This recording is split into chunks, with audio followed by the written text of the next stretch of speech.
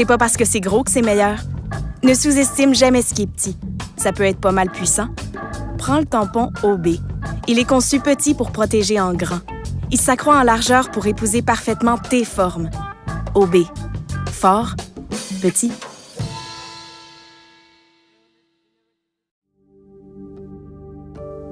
Ormeta est le premier laboratoire cosmétique à introduire l'utilisation des oligo-éléments ionisés dans les produits de soins.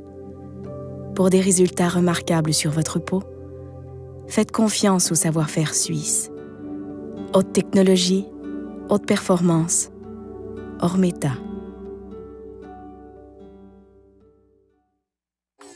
Découvrez de nouveaux mondes.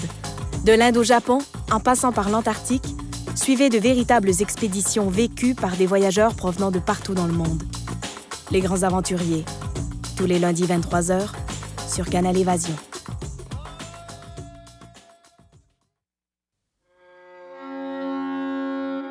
Arthur Giguère s'enrôle à 19 ans, dès le début de la guerre. Il suit un entraînement à Valcartier, puis en Angleterre, au sein du 14e bataillon du corps expéditionnaire canadien. À la veille de Noël 1915, 8 mois après être arrivé au front, lors de la bataille de Langemarck en Belgique, il est blessé et fait prisonnier. Lorsqu'il revient au pays en 1919, c'est un homme brisé. Arthur Giguère ne racontera jamais l'horreur de la guerre à ses enfants, mais toutes les nuits, il fera des cauchemars durant lesquels il crie en allemand. En 2006, sa famille trouva par hasard ses lettres dans une valise oubliée au grenier.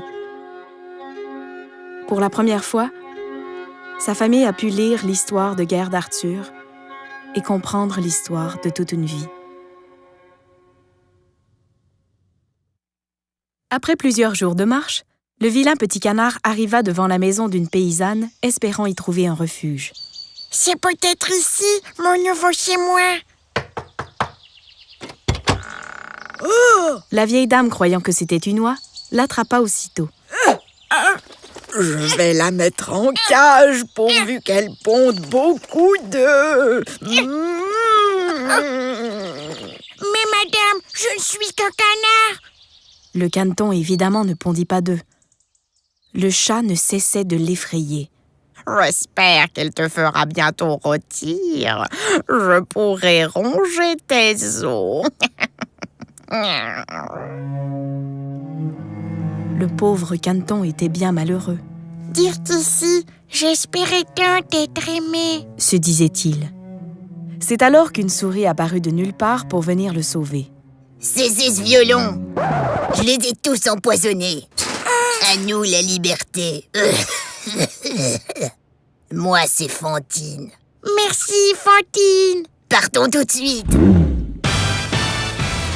Et c'est alors que le vilain petit canard et sa nouvelle amie prirent la route, comblés de leur nouvelle amitié et prêts à entreprendre de folles aventures.